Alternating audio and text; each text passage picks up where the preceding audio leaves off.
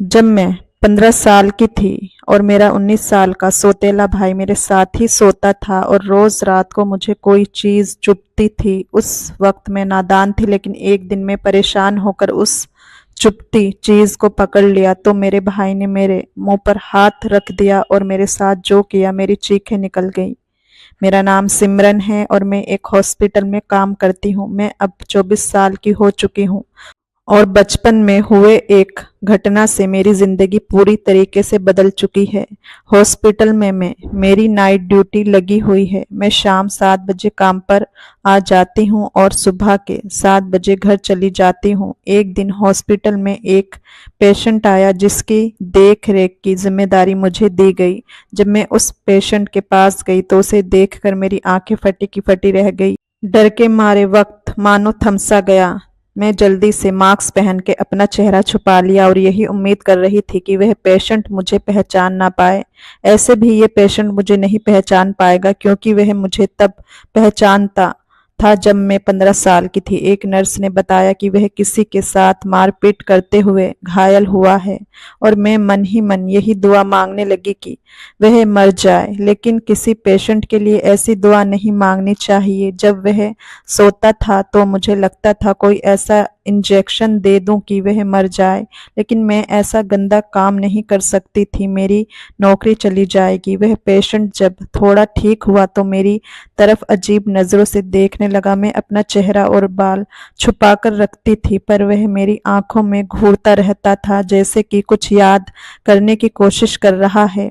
और मैं यही दुआ मांगती कि वो मुझे पहचान न पाए, क्योंकि मेरी जिंदगी का दर्दनाक हादसा वहीं से शुरू हुआ था और उसके बाद मैं एक के बाद एक ठोकरें खाती रही। कुछ दिनों में वह लड़का डिस्चार्ज हो गया। मैं भेस बदलकर उसका पीछा करने लगी। मैं उसके बारे में पता लगाना चाहती थी कि वह कहाँ रहता है और किसके साथ रहता है, क्योंकि वह लड़का कोई और नहीं बल्कि मेरा सौतेला भाई था। जब मैं 13 साल की थी तो मम्मी पापा और मैं एक साथ सुखी परिवार थे, लेकिन तभी एक दिन हमारे पड़ोस में उषा आंटी और उसका बेटा रहने आया। उषा आंटी एक विधवा थी। वे अक्सर हमारे घर पर आ जाती थी और मेरी माँ से उनकी अच्छी दोस्ती हो गई थी, लेकिन उस वक्त क्या पता था कि ये औरत और उसका बेटा हमारी जिंदगी पूरी तरीके से नर्क बना देंगे। एक दिन मेरी माँ को बहुत बुखार आ गया और वह बिस्तर पर पड़ गई। बहुत इलाज कराने के बाद भी समझ नहीं आ रहा था कि उन्हें क्या हुआ है। मोहल्ले की एक औरत ने कहा कि जरूर ये उषा आपको कुछ मिलाकर खिलाती है। वह अच्छी औरत नहीं है, उसको आपके पति के साथ कई बार बात करते हुए देखा है। एक विधवा औरत जात को पराए मर्द से आखिर क्या काम है। उषा आंटी तो अक्सर घर पर आती है और मम्मी को अक्सर खाना बनाकर खिलाया करती थी। उस औरत की बात से मेरी माँ को शक होने लगा और उषा आंटी का घर पर आना जाना बंद कर दिया। उषा आंटी के हाथ से खाना खाना भी बंद कर दिया और उसके बाद मेरी माँ धीरे धीरे ठीक होने लगी। अब माँ को लगने लगा था कि जरूर औरत में कुछ गड़बड़ है। कभी कभी उषा आंटी मुझे मिल जाती थी, पर मैं उनसे दूर रहने की कोशिश करती थी, क्योंकि क्या पता उनके दिल में क्या है। मैं भी कई बार बाहर पापा को और उसको बात करते हुए देखा था। मेरी मम्मी और पापा में भी अक्सर झगड़ा हो जाता था। मुझे समझ नहीं आता था कि दोनों में किस बात पे झगड़ा होता है, क्योंकि मैं अपने कमरे में सोई थी और उनके कमरे में झगड़े की आवाज आती थी। और एक दिन मेरी मम्मी मर गई। उस वक्त मैं सिर्फ 15 साल की थी। मेरी मम्मी की मौत मेरे लिए एक बहुत ही दर्दनाक हादसा था, पर मुझे ये बात समझ नहीं आई थी कि आखिर उनकी मौत कैसे हुई, क्योंकि मेरे पापा मुझे मेरी मम्मी के करीब नहीं जाने दिए थे। मैं बहुत रोई थी और रो रो कर मेरा बहुत बुरा हाल हो गया था। और कुछ ही दिनों में मेरे पापा ने उषा आंटी से शादी कर ली। वो और उनका बेटा पिंटू हमारे घर पर रहने आ गए थे। मुझे उषा आंटी बिल्कुल पसंद नहीं थी, क्योंकि कहीं ना कहीं उन उसकी वजह से ही हमारे परिवार में इतनी मुसीबत आई थी। मेरे पापा और मेरी सौतेली माँ एक कमरे में सोते थे और मेरे कमरे में मेरे सौतेले भाई को सोने को कह दिया। अब वह मेरे साथ सोने लगा था। मैं उस वक्त एक नादान बच्ची थी और मेरा भाई एक 19 साल का जवान लड़का। मुझे बहुत ही अजीब सा लगता था उसके साथ सोने में, पर हमारे घर में और कमरा नहीं था। मजबूरी में मुझे उसके साथ सोना पड़ता था। कभी कभी उसकी हरकतें देखकर मेरा दम घुटने लगता था। अजीब अजीब गंदी हरकतें करता था। मैंने कई बार कोशिश की अपने पापा को बताने की, पर मेरे पापा उषा आंटी के प्यार में इस कदर पागल थे कि मेरी बातों पर ध्यान नहीं देते थे। लेकिन मैंने पापा से कह दिया कि पिंटू भैया जोर जोर से सांस लेते हैं, मुझे बहुत डर लगता है, मुझे उनके साथ नहीं सोना। तो मेरे पापा इस बात पर मुझे डांटते थे और मुझे मेरी मरी हुई मम्मी की याद आने लगती थी, जो मुझे बहुत प्यार से रखती थी। उषा मम्मी तो बस मुझे डांटती धमकाती रहती है और घर के कामकाज भी सिखाने लगी थी। कहती थी आज नहीं तो कल तेरी शादी होगी, फिर ससुराल में जाकर तुझे ये सब करना पड़ेगा। उषा मम्मी की एक बात अच्छी थी कि उन्होंने कभी भी मुझ पर हाथ नहीं उठाया, पर मैं उनसे बहुत नफरत करती थी। वह बुरी इंसान थी, लेकिन शायद इतनी भी बुरी नहीं थी। वह बस मेरे पापा को हासिल करना चाहती थी और अब मेरे पापा उन्हें मिल चुके थे तो मुझ पर भी कभी कभी रहम दिखा देती थी। वह मुझे स्कूल भी भेजती थी और कहती थी तुझे पढ़ना है, अगर पढ़ेगी लिखेगी नहीं तो अच्छी जगह शादी भी नहीं होगी। पर रात को वह मेरे पढ़ने के बाद घर का काम करवाती थी। हमेशा यही बोलती थी पहले पढ़ाई करेगी फिर काम करेगी। पर मैं उससे कभी प्यार ना कर सकी, लेकिन कभी भी उनसे बहस नहीं करती थी। एक दिन हिम्मत करके मैं उषा मम्मी को भैया के बारे में बताया। उषा मम्मी ने पूछा भैया तुझे हाथ तो नहीं लगाता? मैंने नामे सिर हिलाया तो उसने कहा तब कोई बात नहीं। देखते देखते ठंड का महीना आ गया। हमारे घर में एक्स्ट्रा रजाई नहीं थी तो मुझे एक ही रजाई में भैया के साथ सोना था। पर मुझे बहुत घबराहट हो रही थी। जब मैं रात को सोने लगी तो कोई चीज मेरे शरीर में चुभने लगी। अब मैं काफी घबरा गई। मेरी सांस बहुत तेज चलने लगी थी, पर मैं नादान थी और मुझे समझ नहीं आ रहा था कि क्या चीज मुझे चुभ रही है। मेरे साथ मेरा भाई ठीक से बात नहीं करता था, मुझे हर वक्त धमकाता रहता। मम्मी पापा के सामने तो सही रहता था, पर अकेले में मुझ पर हमेशा चढ़ता था। एक दिन सुबह में लंगड़ा लंगड़ा कर चल रही थी तो उषा मम्मी ने ये देखा तो मुझे अलग से बुलाकर पूछने लगी कि क्या बात है, तुम ऐसे क्यों चल रही हो? मैंने कहा मेरे पेट और कमर में बहुत दर्द हो रहा है। ये सुनकर वह काफी चिंतित हो गई थी और मुझे गले लगा लिया था। मुझे समझ नहीं आया कि आखिर वह क्यों घबरा रही है, पर अब जब भी मैं रात में सोने जाती तो कोई चीज मेरे पेट में तो कभी मेरी कमर में चुभती थी और मुझे समझ नहीं आता था कि वह क्या चीज है। मैं काफी घबरा जाती थी और बिल्कुल पसीने पसीने हो जाती थी। सुबह उठती तो मैं घबराई हुई रहती थी। उषा मम्मी मेरे ऊपर नजर बनाए हुए थी और वह अक्सर मेरी तबीयत के बारे में पूछती रहती थी। एक दो बार तो वह मुझे लेडी डॉक्टर के पास भी लेकर गई और मेरा चेकअप करवाया था। मुझे आजकल उनके चेहरे पर परेशानी नजर आने लगी थी, पर उन्होंने इस बारे में मुझे या पापा से कुछ नहीं बोला था। वह मुझसे तरह तरह के सवाल पूछती रहती थी। किसी ने तुझे हाथ तो नहीं लगाया? अगर कोई हाथ लगाया तो मुझे बताना। मेरी तबीयत दिन ब दिन खराब होती जा रही थी और मैं कमजोर होती जा रही थी। मेरे पेट और कमर में दर्द रहता था। मैं 16 साल की होने वाली हूँ, पर मैं खिलने की जगह मुरझाती जा रही थी। जब सोने का टाइम होता तो मैं बहुत घबरा जाती और मेरा दिल जोर जोर से धड़कने लगा था। एक दिन मैं स्कूल से आ रही थी तो मैंने देखा भैया कुछ लड़कों के साथ बातें कर रहे थे। पिंटू भैया जिन लोगों से बातें कर रहे थे वह अच्छे नहीं थे और काफी चिल्ला रहे थे। शायद उनके बीच कोई झगड़ा हो रहा था। मैं घबराई हुई थी, जल्दी से घर आ गई थी।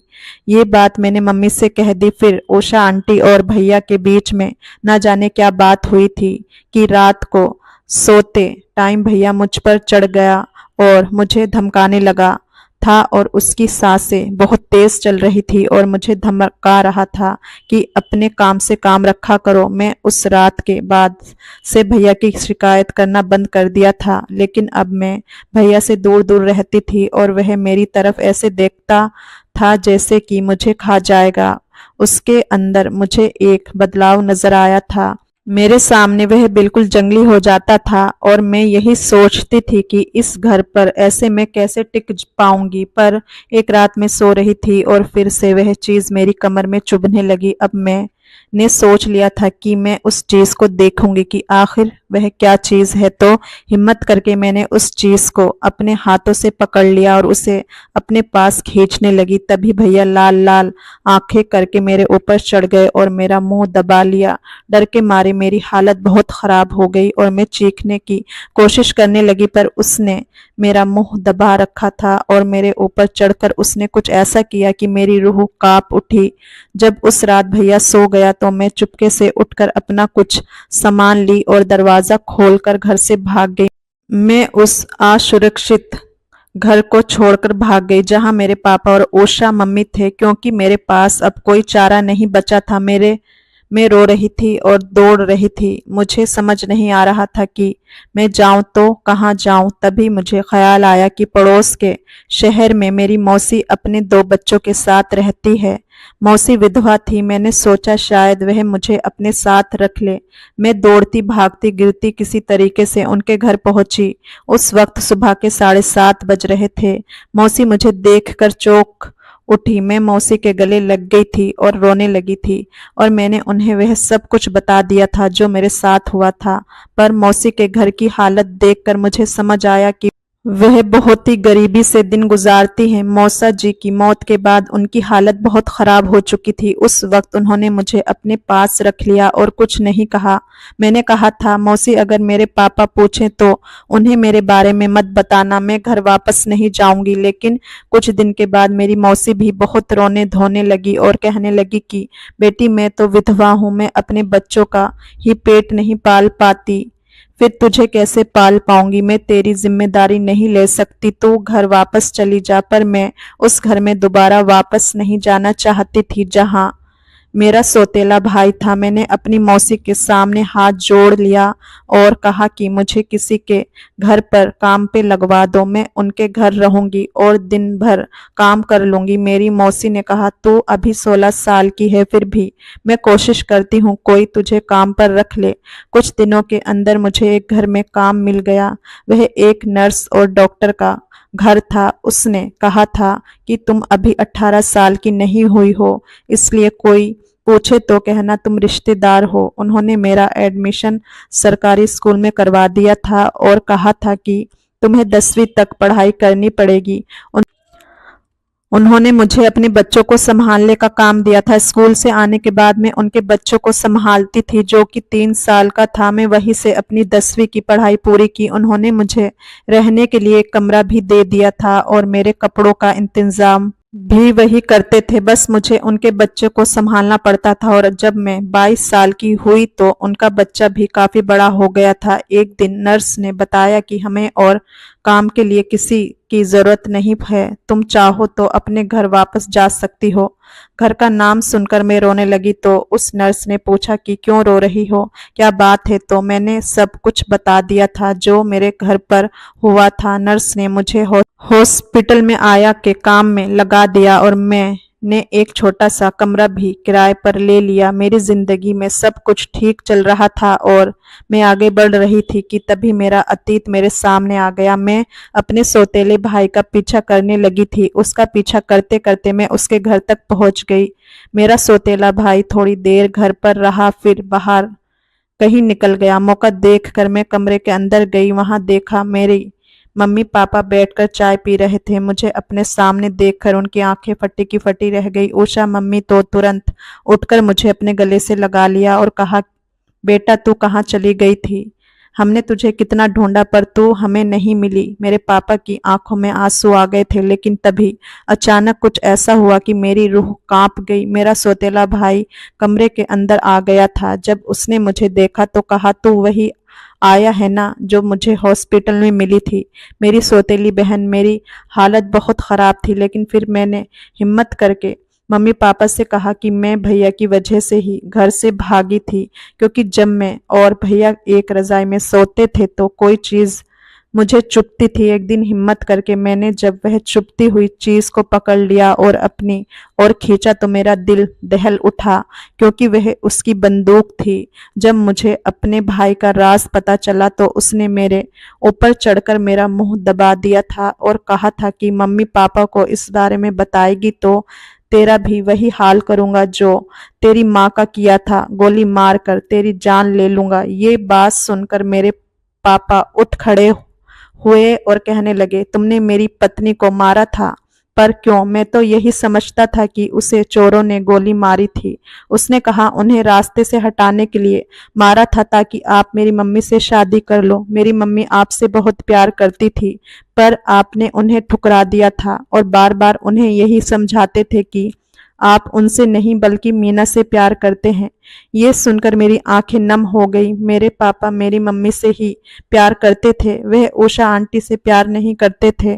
भाई ने कहा, इसलिए मैंने उन्हें मारने के लिए उनके खाने में एक दवा मिला दी थी जिससे कि वह बीमार हो गई थी। लेकिन फिर मीना नहीं मरी, मेरी माँ का आना जाना बंद कर दिया, जिससे कि मैं वह दवाई जाके उनके खाने में नहीं मिला सका।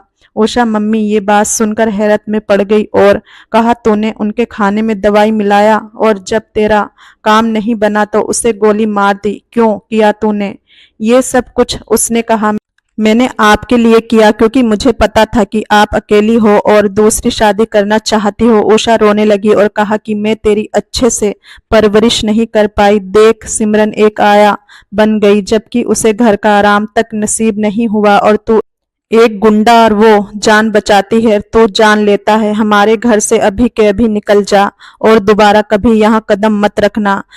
तुझ में जरा भी शर्म है तो अपना गुनाह कबूल कर ले, अपने आप को पुलिस के हवाले कर दे। मेरा भाई गुस्से से घर से चला गया, पर उसने अपने आप को पुलिस के हवाले नहीं किया बल्कि शहर छोड़कर कहीं भाग गया। मैं उसके बाद से मम्मी पापा के साथ ही रहने लगी थी और आया का काम करती थी। मैं उषा मम्मी को हमेशा गलत समझती रही, लेकिन मेरी सौतेली माँ तो अच्छी इंसान थी। उन्होंने मुझे बहुत प्यार दिया और मेरी अच्छे घर में शादी करवा दी। दोस्तों, कहानी जरा भी पसंद आई हो तो लाइक, शेयर और चैनल को सब्सक्राइब जरूर से करें। धन्यवाद।